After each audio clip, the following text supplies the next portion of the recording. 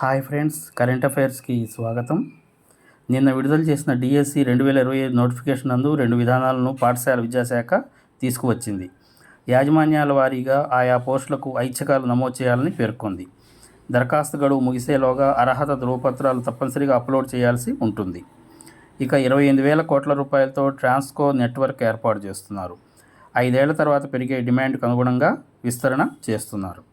ప్రధాని మోడీ గారితో అమెరికా ఉపాధ్యక్షుడు జేడీ వాన్స్ గారు ఈరోజు సాయంత్రం భేటీ కానున్నారు. జమ్మూ కాశ్మీర్లో వర్ష బీభత్సం, ఆకస్మిక వరదలతో 3 దుర్మరణం, 100 మందికి పైగా గాయాలు. భూమికి చేరుకున్న సోయుజ్ క్యాప్సూల్ దాదాపు 7 నెలల పరిశోధన అనంతరం ఆదివారం భూమికి సురక్షితంగా చేరుకుంది.